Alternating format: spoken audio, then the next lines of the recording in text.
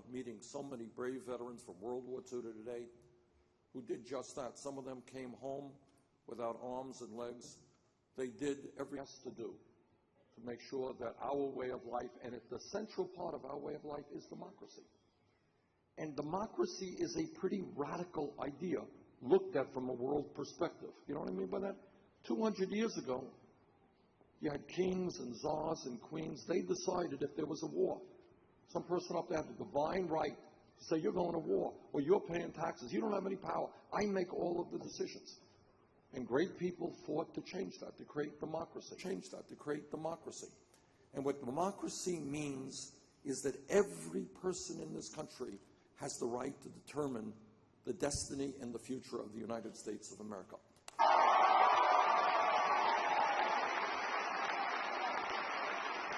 But that democracy, that idea, is being threatened right now. It's being threatened in a number of ways. Number one, as all of you know, 6 years ago, the United States Supreme Court ruled in the Citizens United case. What they said is that billionaires who already own much of our economy should be allowed states government.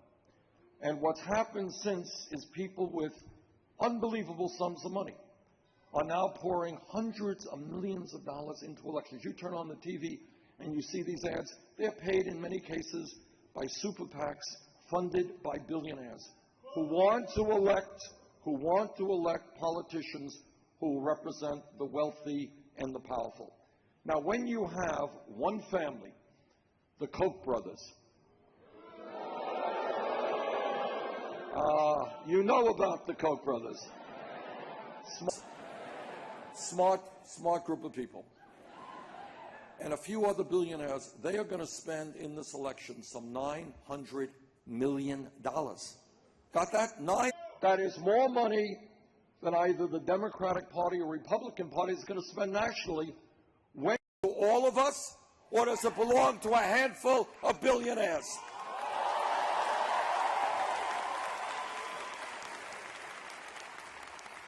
Now, in that regard, I want to talk about a difference that Secretary Clinton and I have.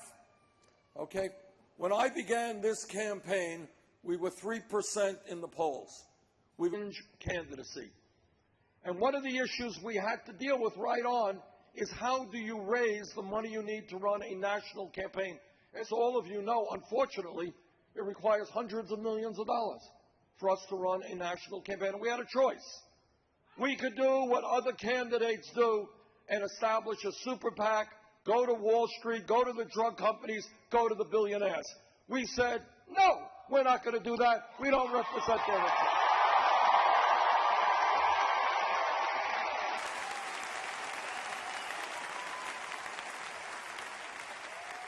Secretary Clinton made a different decision. She established several super PACs. Last week, one of her super PACs receiving $15 million from Wall Street alone. And also she has received very large speakers' fees from Wall Street companies. She gave speeches before Goldman Sachs, $225,000 a speech, gave a few speeches. Now, I think, if you give a speech for $225,000 for an hour's work, it must be a brilliant speech. Must be one of the great speeches in the history of the world. Share that speech with the American people.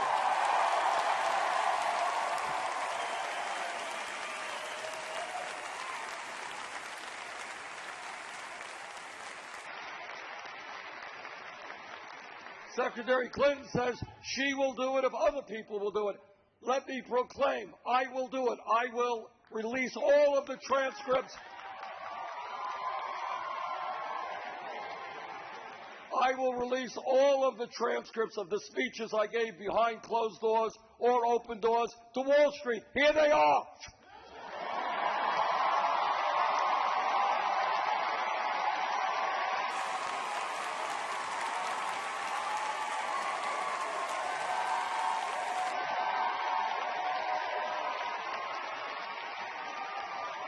Okay, you got it. Every word that I gave behind closed doors to Wall Street, you got it.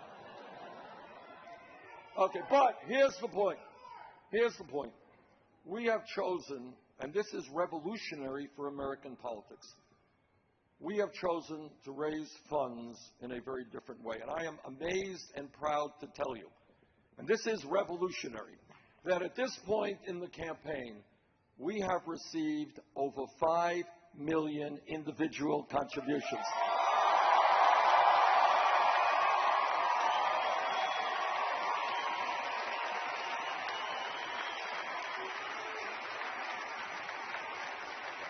And that is more individual contributions than any candidate in the history of this country up to this point in an election.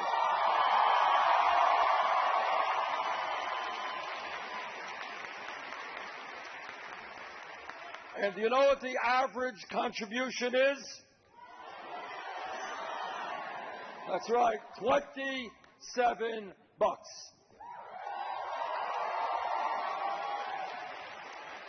So we didn't get $15 million from Wall Street. We got $27 million through 5 million individual contributions.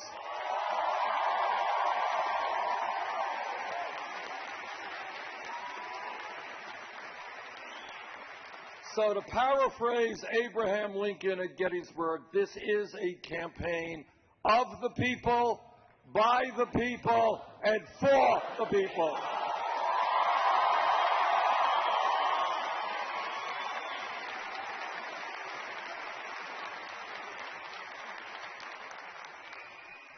Number two, when we talk about what's going on in American society today and what we have to face up to it, it's not only that we have a corrupt campaign finance system in which billionaires are buying elections, it is that we have a rigged economy. You don't know what I mean by a rigged economy? Here's what a rigged economy means. Today, very few people know this.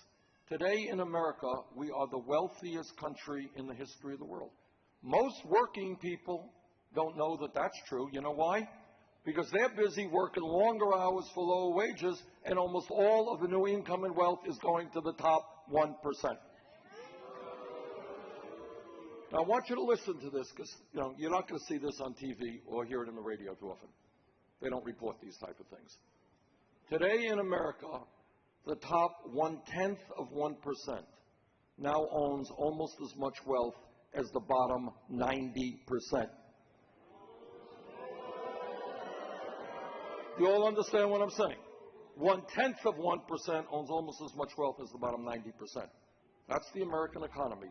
Today in America, the wealthiest 20 people now own more wealth than the bottom half of America, 150 million people. I want to tell you about what a rigged economy means. Today in America, one family, the Walton family, the wealthiest family in our country, owns more wealth alone, this is one family, than the bottom 40% of our people. Now, here's what a rigged economy is about. Walton family makes a lot of money from Walmart. Walmart is the largest private sector employer in America, but they pay wages to their workers that are so low that many of their employees are forced to go on Medicaid, food stamps, and subsidized housing, okay? In other words, their wages are so low that people can't sustain their families on those wages. Who is paying for those food stamps, Medicaid, and subsidized housing? You are. So what a rigged economy is about is the wealthiest family in America getting billions of dollars in welfare from working families. You are subsidizing the wealthiest family in America. I think that's pretty stupid.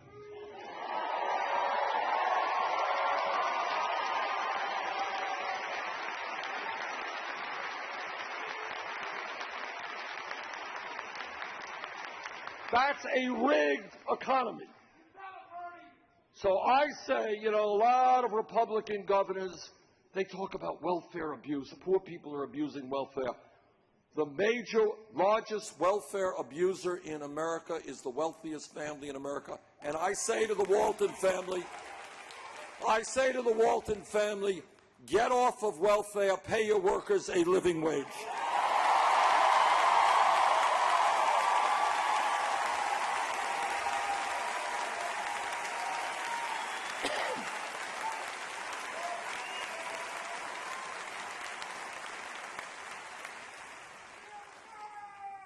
We have a corrupt campaign finance system, we have a rigged economy, and we have a broken criminal justice system.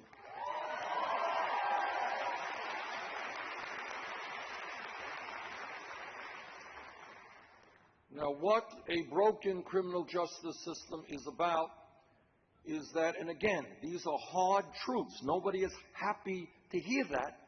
But if we don't hear this, we don't go forward. In America today, we have more people in jail than any other country on earth. China, communist authoritarian country, 4 times our population, we have more people in jail than China. Mostly African American, Latino, and Native American. Today, and I want you to hear this for a moment because this is kind of unbelievable, but it is true. An African-American male baby born in Michigan today born in America today, stands a 1 in 4 chance of ending up in prison during his lifetime. Meanwhile, youth unemployment in this country is off the charts. Did you all know that? We don't talk about it much. Kids who graduate high school, if they're white, 33% unemployed or underemployed. Latino, 36%. African American, 51%. You want a radical idea? All right, we are going to invest in education and jobs for our young people.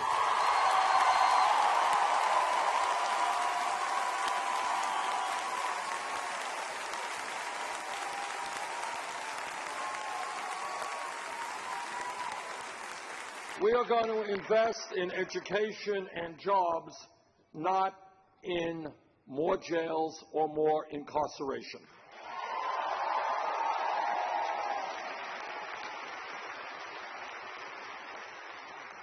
Now, let me just mention to you, because the people of Michigan will be coming out and voting tomorrow. All of you going to be out voting tomorrow?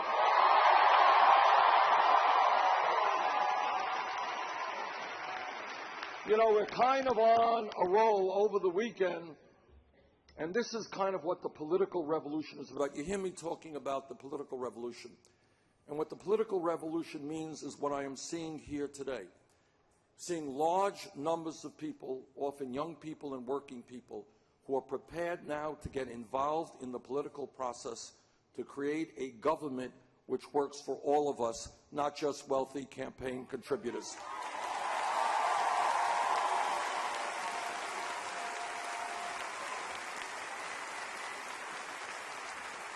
Let me tell you what I saw over just the last weekend and yesterday.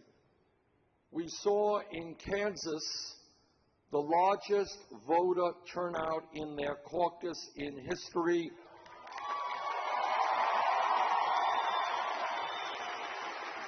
People crowding into rooms, overflowed crowds. We won Kansas by a landslide victory.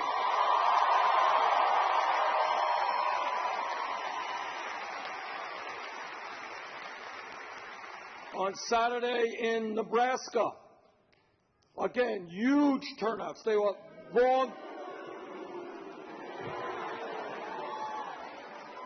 See, this is what Saturday Night Live does for you. I can't use that word. All right. Huge turnouts. And yesterday, we won a landslide, good, very strong victory in Nebraska. I think we won by 14 points there.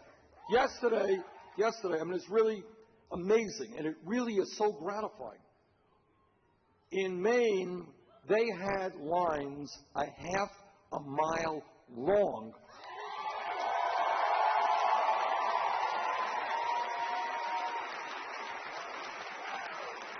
And you know, Maine is like Vermont. It gets a little bit cold there. But people were willing to stand online for hours, literally. Turns out it is the largest turnout in the history of the Maine caucus. We won Maine.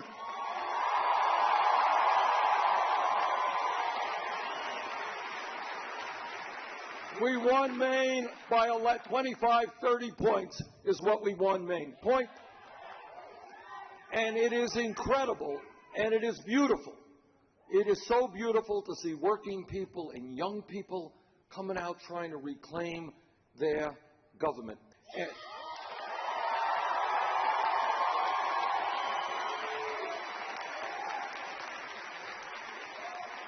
And that is what, if that happens tomorrow, if there is a large turnout, we are going to win here in Michigan.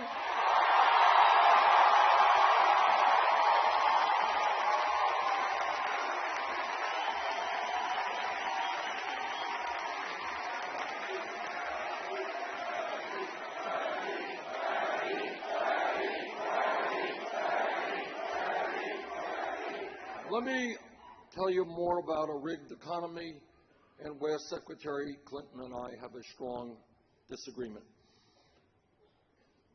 In the early 1990s, corporate America, big money interests, decided they want a series of trade policies. Now, trade is not a sexy issue. It is virtually not discussed on media at all, on the television, very few articles about it. But you all know what disastrous trade agreements mean? This is what they mean. They are written by corporate America, and what they say is, why do we in corporate America, in the automobile industry or electronics or any industry, why do we want to pay workers in Michigan or in Vermont or any place in America 25, 30 bucks an hour? Why do we want to give them middle-class wages, benefits, protect environmental laws when we can shut down in Michigan, move to China, move to Mexico, pay people pennies an hour there, and bring our products back into this country? That's it. That's what trade policy has been. That's what NAFTA has been. That is what permanent normal trade relations with China has been. One of the differences between Secretary Clinton and me is she has supported virtually every one of these disastrous trade agreements. These trade agreements have wreaked havoc all over this country. They have resulted in tens of thousands of factories being shut down here, moved abroad. They have been particularly devastating to Michigan, Ohio, Illinois, and the Midwest. If elected president, we are going to fundamentally change our trade policies.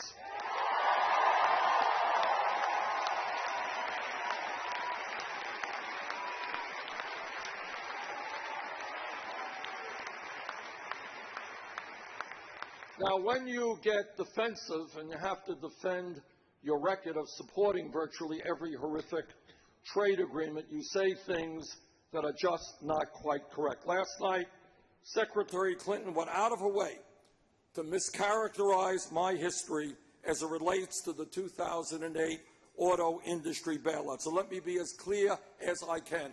There was one vote in the United States Senate on whether or not to support the auto bailout and protect jobs in Michigan and around this country. I voted for the auto bailout.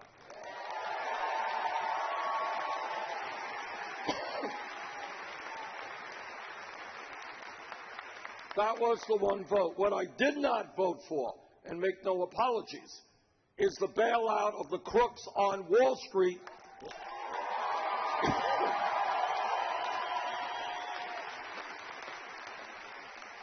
whose illegal behavior and greed brought this economy into the worst downturn since the 1930s. Now, let me also discuss another difference between Secretary Clinton and myself. This is an enormously important issue.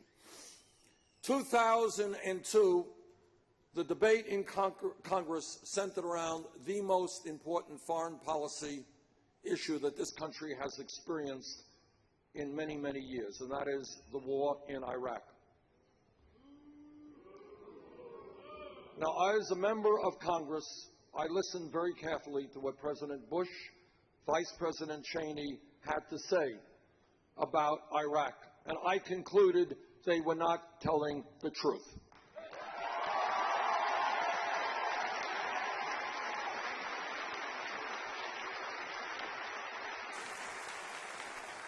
And I voted against that war.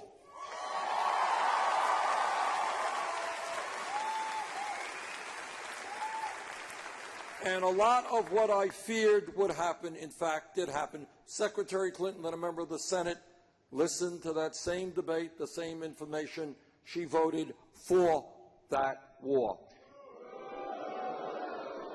History will record that my vote was the right vote.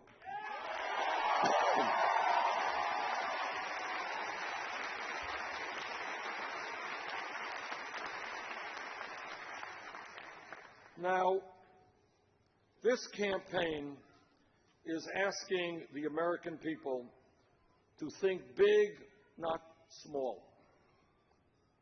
To think where we can go as a nation. To understand that in the last 30 years in this country, there has been a massive redistribution of wealth, but it's a redistribution that has gone in the wrong direction.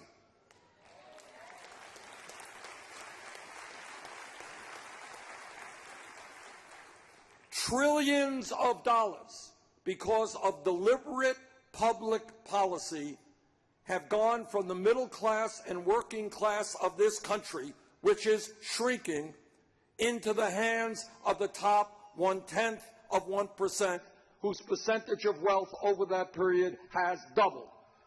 People on top becoming much richer, middle class shrinking. That is the overall economic reality of this country in the last 30 years. Yes, thank you, President Obama, we are in much better shape economically today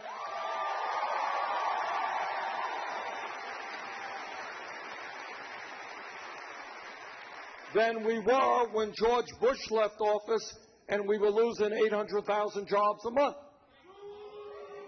We have made progress, but we have a long, long way to go to rebuild the American middle class. That's what this campaign is about.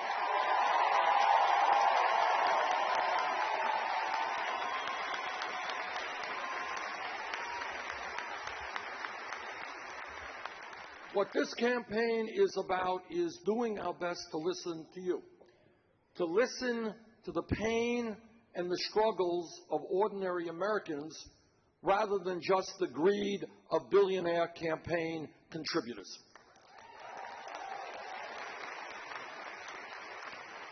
So as we go around the country, this is what we hear.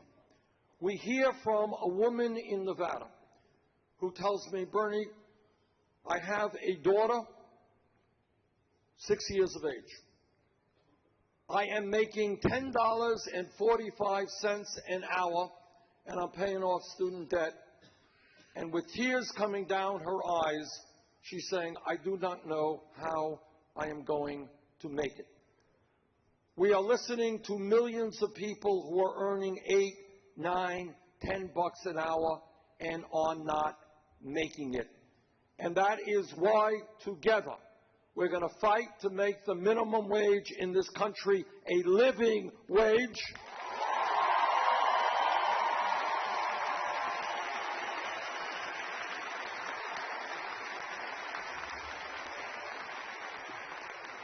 It is not a radical idea to say that if you work 40 or 50 hours a week, you should not be living in poverty. And together we are going to raise that minimum wage from the starvation wage of $7.25 to $15 an hour over the next few years.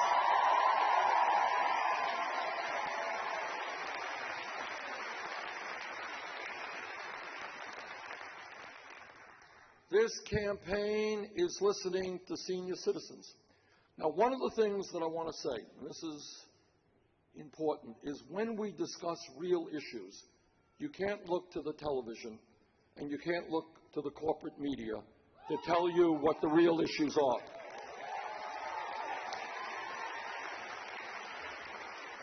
They will tell you 24 hours a day, 7 days a week, everything in the world except those issues that are most important to the American people.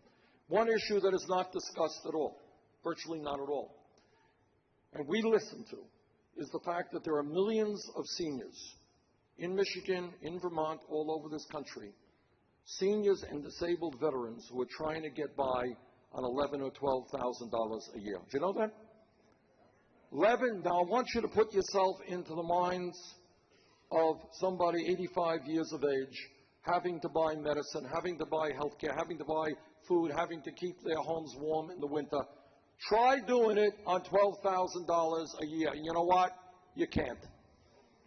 A great nation, brothers and sisters, a great nation is not determined by the number of millionaires and billionaires we have. A great nation is determined by how we treat the weakest and most vulnerable among us.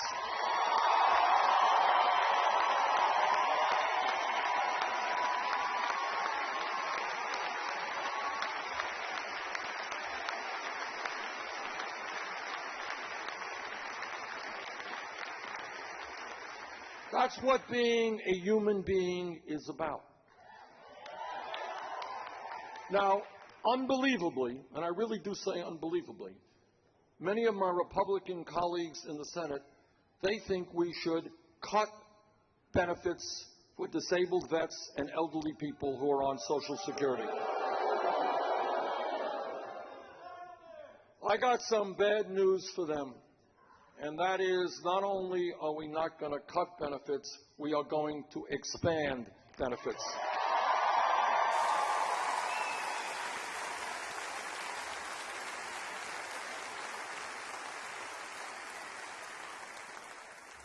This campaign is listening to the women of America.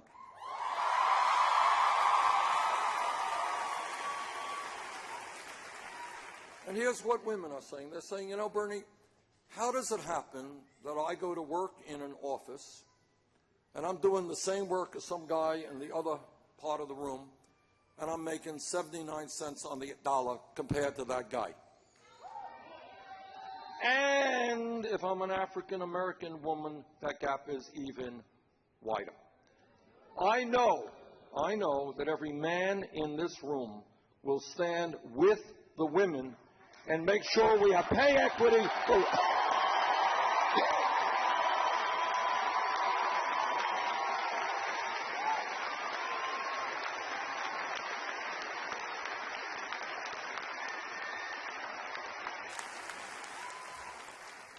this campaign.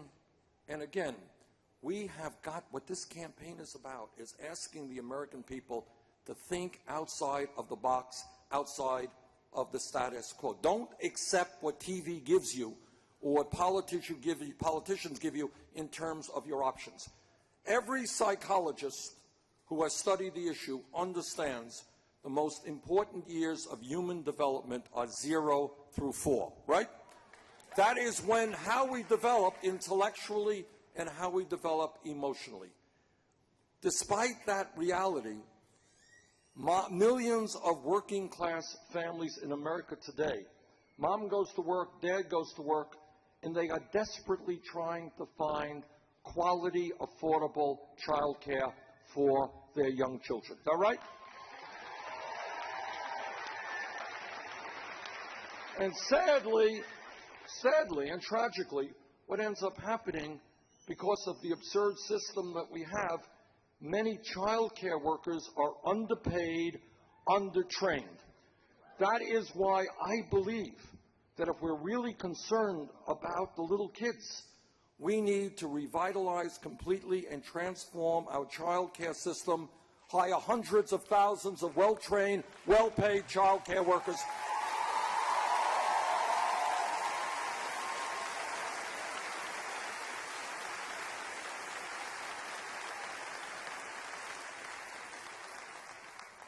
This campaign is listening to our African American brothers and sisters.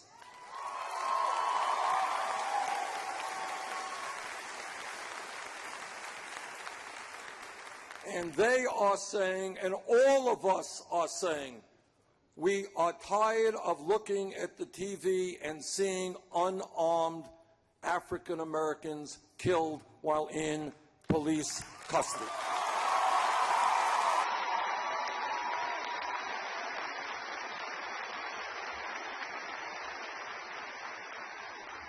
What this campaign is about is fighting to end institutional racism and a broken criminal justice system.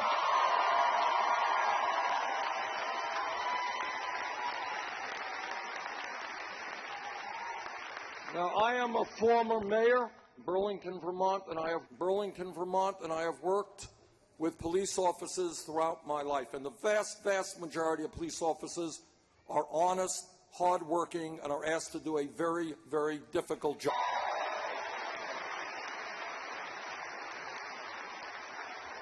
But like any other public official, when a police officer breaks the law, that officer must be held accountable.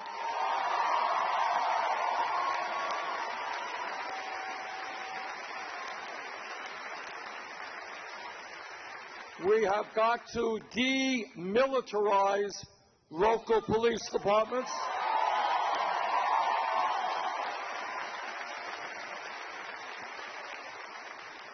Some police departments literally look like occupying armies. That is not what should be going on in America. Police departments must be part of the community, working to protect the people in the community, not seen as an oppressor force.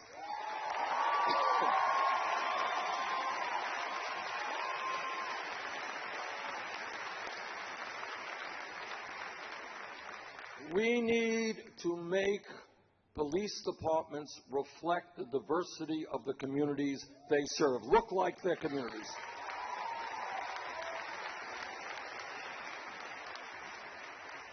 We need to understand that this is a very, very serious problem in my state, in New England.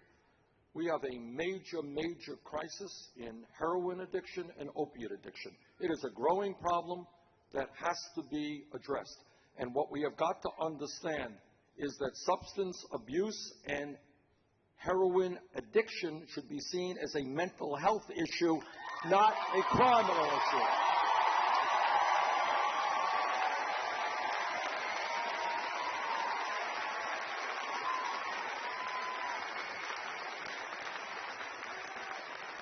Which means that we need a revolution in how we do mental health in this country.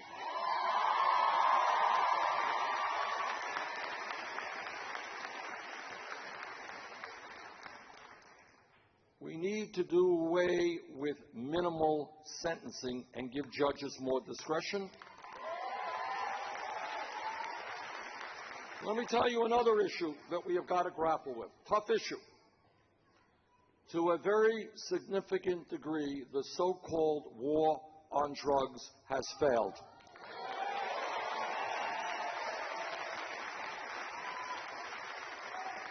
Now, everybody here knows, I know, that heroin is a killer drug, and we got to stay away from heroin, and we got to do everything that we can to make sure our kids do not get addicted to heroin.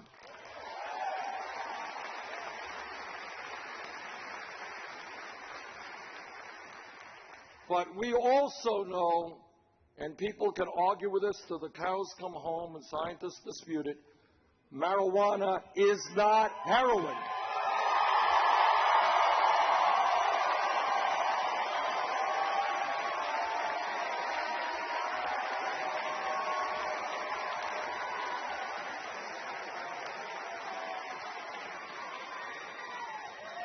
Now, I'm not here advocating for marijuana. I've done marijuana twice in my life when I was very young.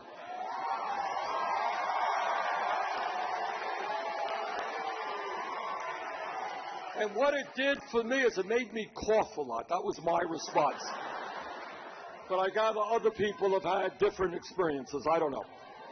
All right, but here is the point. Here is the point, because it's not about marijuana, it's about criminal justice. I didn't know this, until a number of months ago. Over the last 30 years, it turns out that millions of people in this country have criminal records because of possession of marijuana. It turns out that this becomes also a racial issue because studies show black community, white community does marijuana at about equal levels, but blacks are 4 times more likely to be arrested for marijuana than whites. Now, right now, under a provision called the Federal Controlled Substance Act, which lists so-called dangerous drugs, marijuana is listed as a Schedule I drug alongside of heroin. I agree.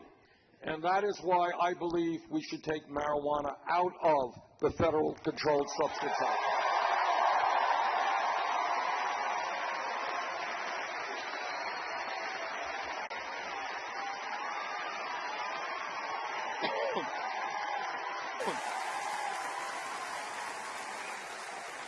Now, in our federalist-type society, the decision as to whether marijuana becomes legal or not is up to the states.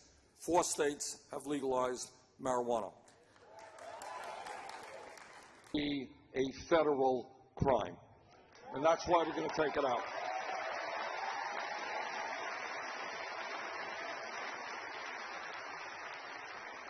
Now, this campaign is also listening to our Latino brothers and sisters.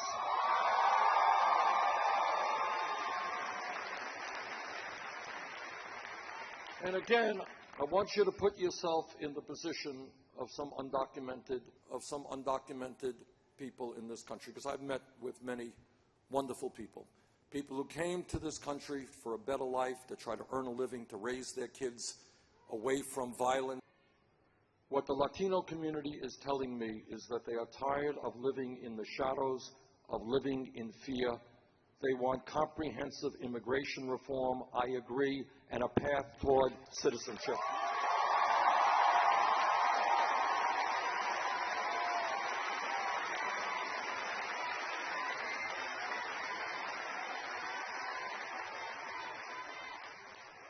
I am a member of the United States Senate Committee on the Environment and on Energy.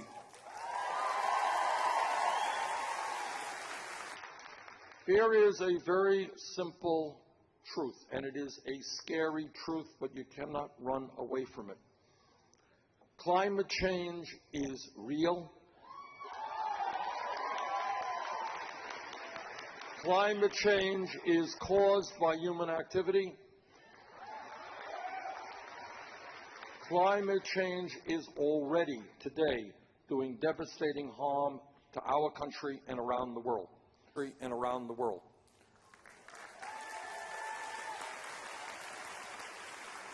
And this is what the scientists, people who know this issue best, tell us.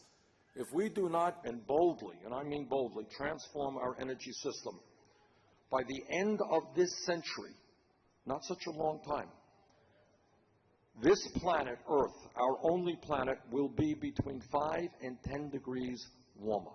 And that means more drought, more flooding, more extreme weather disturbances, more acidification of the ocean. Do you know what we are doing to the oceans today? We're destroying them. It means more rising sea levels and the flooding of coastal regions all over the world.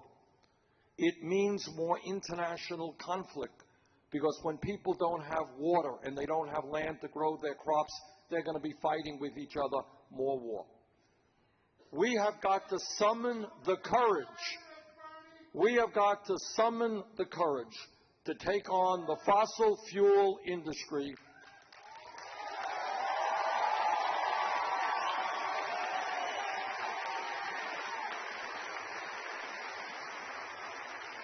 and to tell them that their short-term profits are not more important than the future of the planet that we're leaving future generations.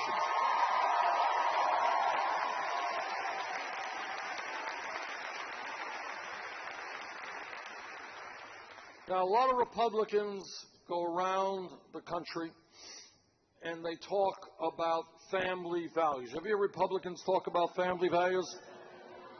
They love families.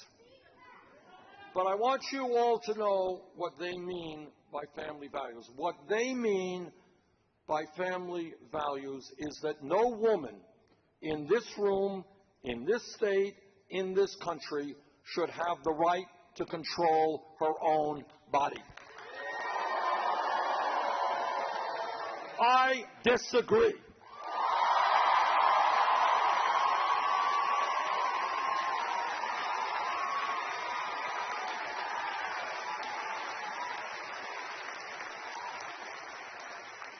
What they mean by family values is that our gay brothers and sisters should not have the right to be married.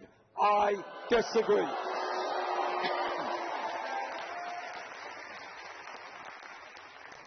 But when we think big, it's important that we believe in family values and we address an international embarrassment. There is one major country on earth that doesn't guarantee paid family and medical leave. We are it.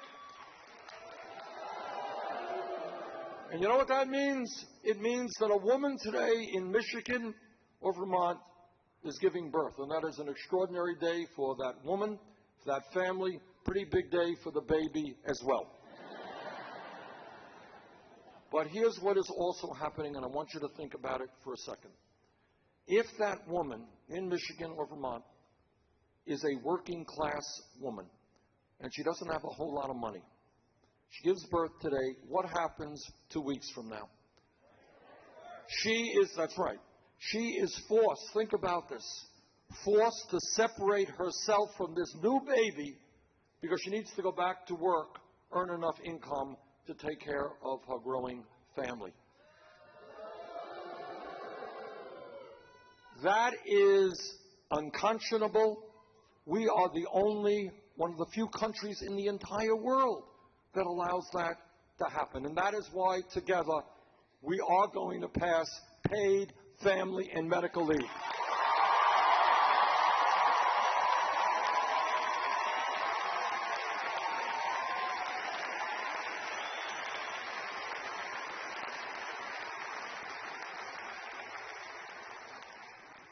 Now, I've been to Flint, Michigan a couple of times in the last month. And what I heard and saw in Flint, Michigan is almost impossible to describe when you hear people talking. And the one thought and one feeling that you have is, how could, in the United States of America, in this great country in the year 2016, children be poisoned by a completely broken water system, which is poisoning the children? How could that happen in America? And that is why, among many other things that has got to happen, months ago, I asked for the resignation of Governor Snyder.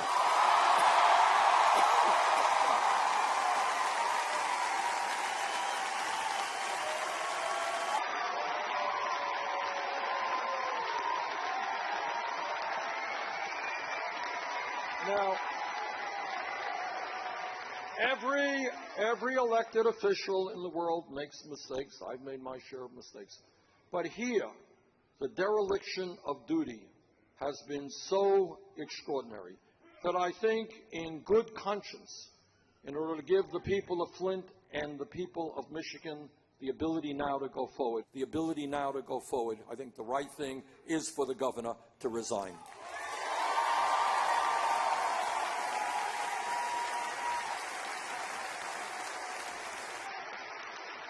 But what I also want to say to you, while Flint may be the worst example in America, the most severe case, if you think that Flint is the only city in America struggling with a collapsing infrastructure, you would not be right. And that's why I have proposed, and this is thinking big, to rebuild our water systems in Flint and all over this country.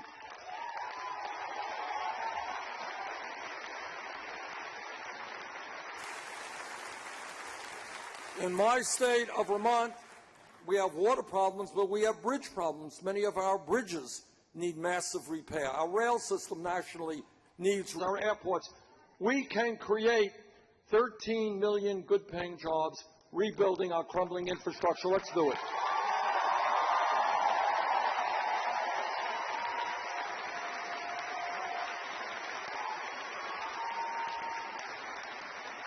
Now, and here gets to another point about thinking big and having courage. People say, well, Bernie, you're right.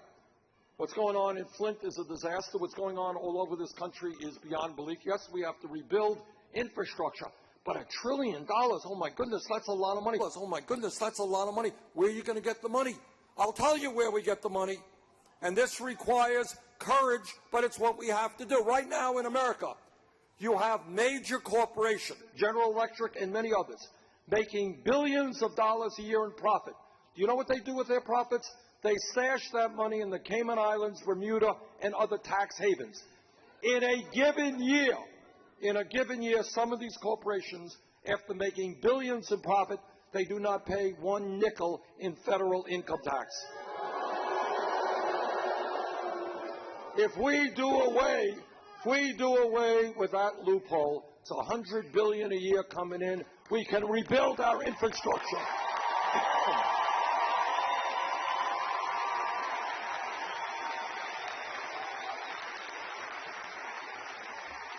It is more important to rebuild the Flint water system, the Detroit school system, than to give tax breaks to profitable corporations.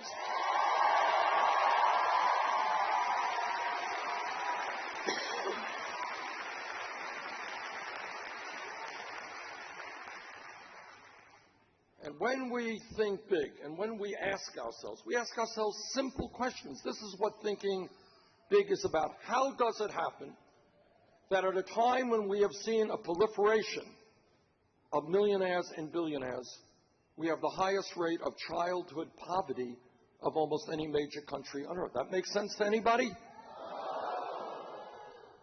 How does it happen that all over this world, in the United Kingdom, in France, in Germany, in Holland, in Italy, in all of the Scandinavian countries, just north of us, in Canada, do you know what they are able to do?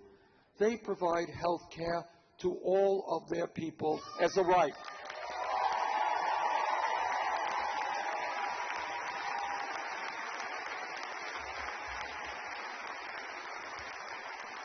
So here is a simple question. Why? Why are we the only major country on earth that doesn't guarantee health care to all people? Why? And I should say this, I'm on the committee that helped write the Affordable Care Act. Affordable Care Act has done a lot of good things. And I'm proud of it. But despite the successes of the Affordable Care Act, here's where we are. 29 million people have zero health insurance. Many of you are underinsured with high deductibles and copayments. Is that right? All right, raise your hand if you have a high deductible. Okay. So you have, technically, you're counted as being insured, except if you have a $5,000 or a $10,000 deductible, guess what? When you get sick, you may not go to the doctor, right? Okay.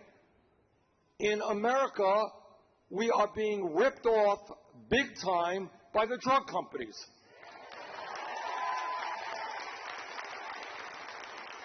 Today, you can walk into the pharmacy, your local pharmacy, and say, hi, I want to get my medicine, and you find that the medicine you've been using for years, price has doubled or tripled. And there is no law to prevent that. If you can believe, you want to hear crazy, this is crazy. Today in America, 1 out of 5 people cannot afford to purchase the prescriptions that their doctors prescribe. Is that crazy? Today in America, elderly people divide their medicine up in half, cut it in half, because they can't afford medicine. And now, let me repeat what I have said time and time again. People criticize me for it, but let me say it. I believe that health care is a right of all people, not a privilege.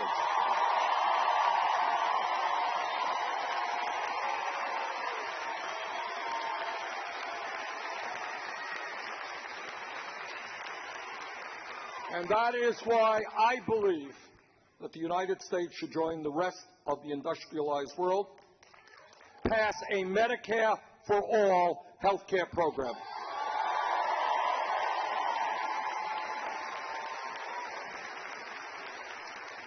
Everybody here knows a simple fact, and that is that if this country is to succeed now and in the future, we need the best educated workforce in the world. Is that right?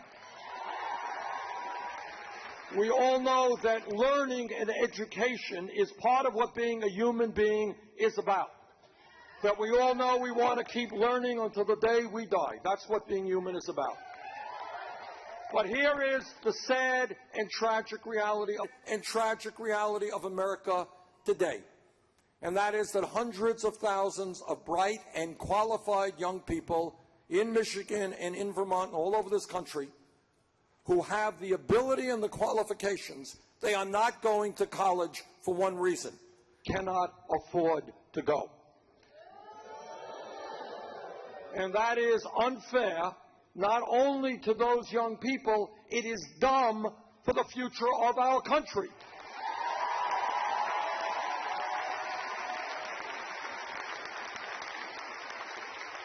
How many brilliant scientists and doctors and engineers and educators are not going to get the education that they need in order to do that work?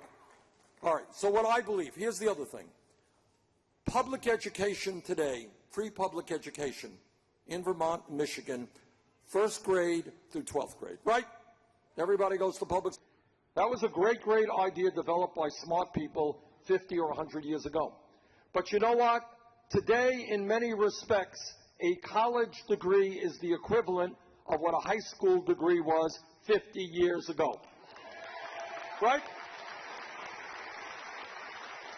50 years ago, you had a high school degree. You're in pretty good shape. You can go out and you got a damn good job. Today, by and large, that is not the case. That is not the case. Because the world has changed, technology has changed, and people need more education. That is why I believe that in the year 2016, when we talk about public education, we've got to be talking about making public colleges and universities free.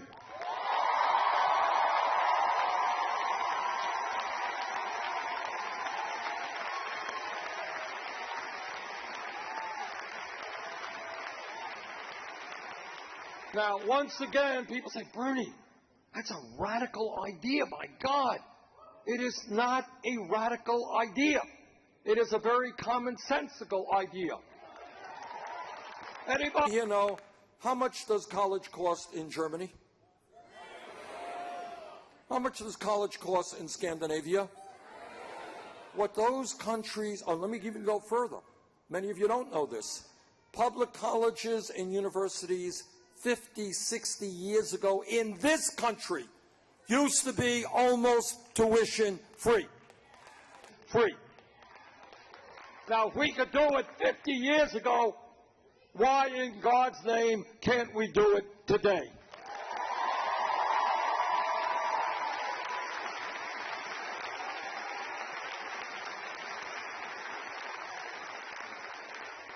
And second, related issue, huge issue. Oh, God.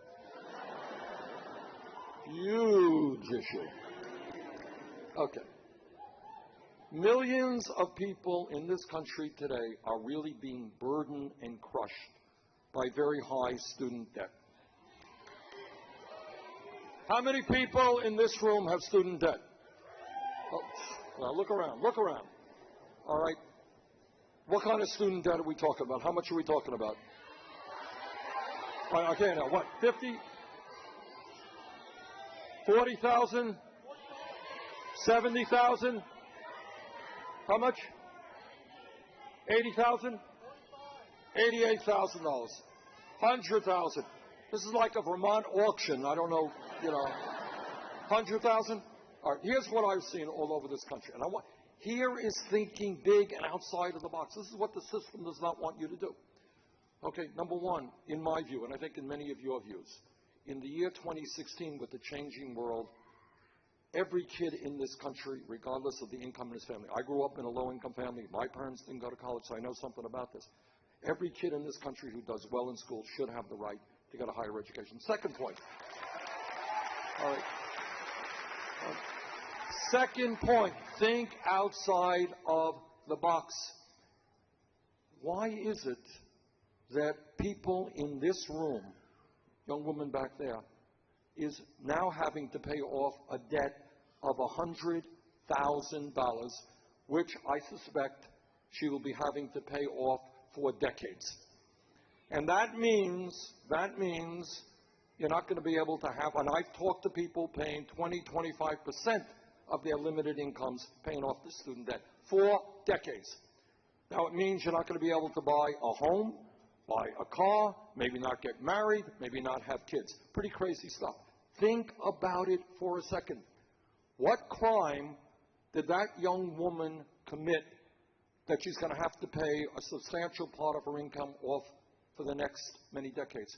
She wanted to get the best education she could. Not a crime.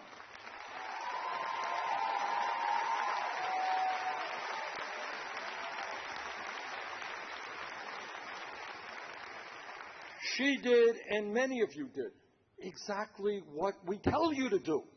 Go out and get the best education. We need you to have all of the intellectual capabilities you can acquire. You can grow, so you could do the cutting-edge work that our society demands. We should not punish people for getting a higher education. We should reward them.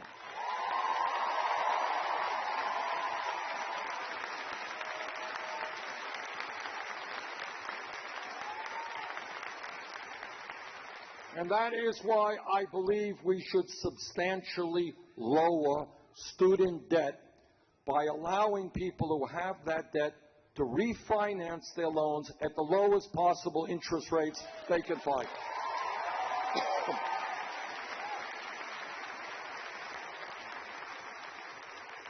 Now, once again, people say, well, Bernie, you're Santa Claus, you're giving away free stuff. Nice guy. You want everybody to be able to go to college. You want to lower student debt. How are you going to pay for it, Bernie? All right, let me tell you how we're going to pay for it. And this came up in the debate last night.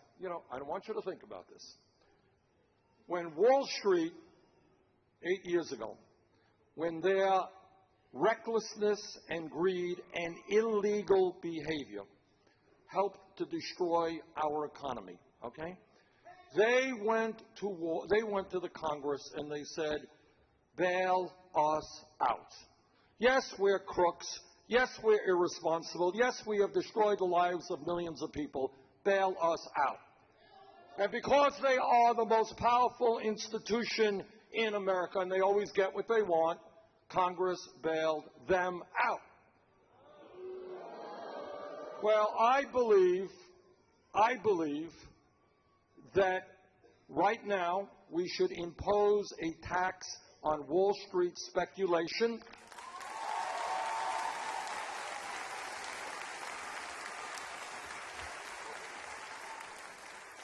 And when we do that, we raise more than enough money to make public colleges and universities tuition-free and lower student debt. In my view, if the American people could bail out Wall Street, now is the time for Wall Street to help the middle class of this country.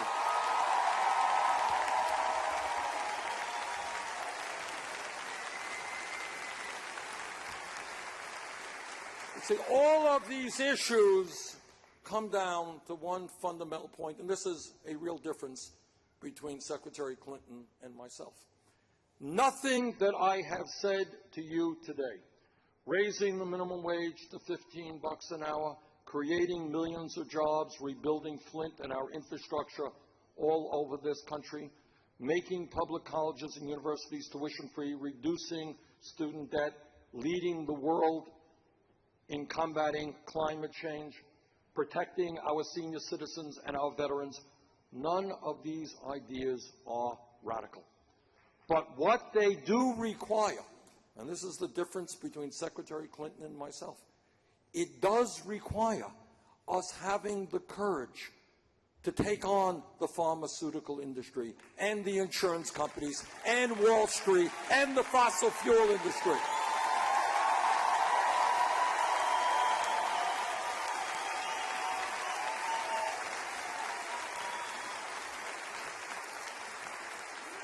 You know, they now have it all. And when you come forward, as Secretary Clinton does, with a half a loaf proposals, you know what you end up getting? You get crumbs. Well, I think we need the full loaf right now.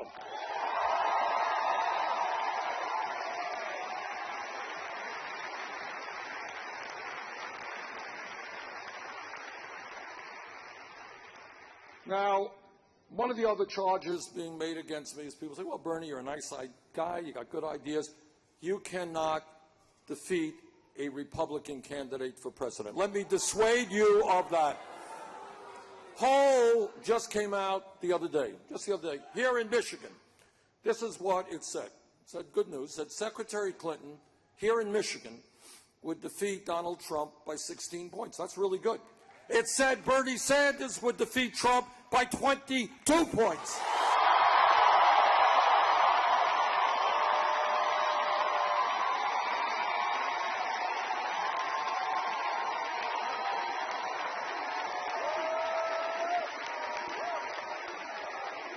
This is true not just in Michigan, it is true in poll after poll, nationally and in different states around this country. Let me also tell you why we are going to defeat Mr. Trump if he is the nominee. And we will defeat him because the American people understand that we are a great country when we come together.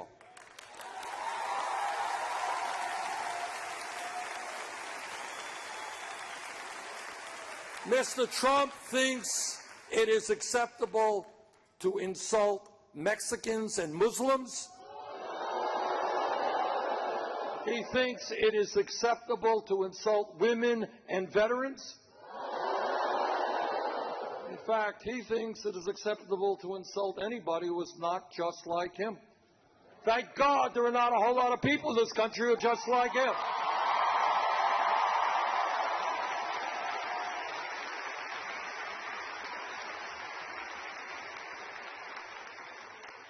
We will defeat Mr. Trump because we understand that as human beings, we are here to help and support each other.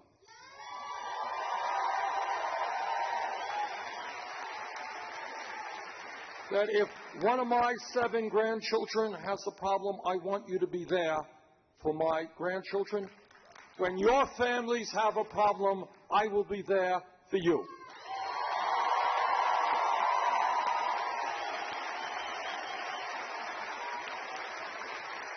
And when we stand together and support each other, we are whole and we are strong. Mr. Trump, I believe that community will trump, you got it, community will trump selfishness.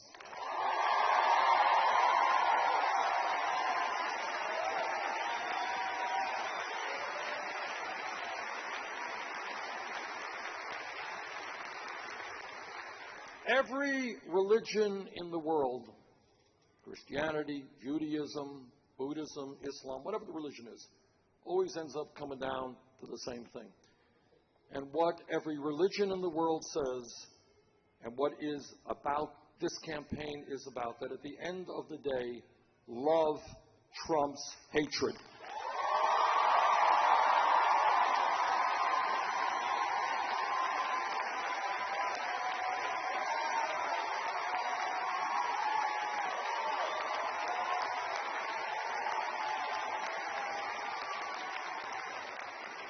As I mentioned earlier, when we began this campaign, we were 3% in the national polls, 60, 70 points behind Secretary Clinton. Every state that we have been in. Went to Iowa, we started off 50 points down, virtual tie, 30 points down in New Hampshire, we won. Way down in other states, we ended up winning or making it close. I believe that here in Michigan, where we started pretty far behind, we are closing that gap.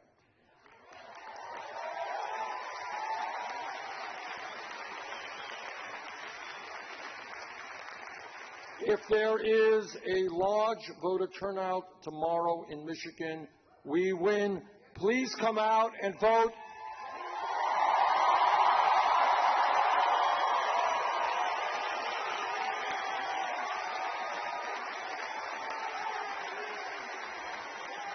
Please have the great state of Michigan lead this country forward toward a political revolution. Thank you all.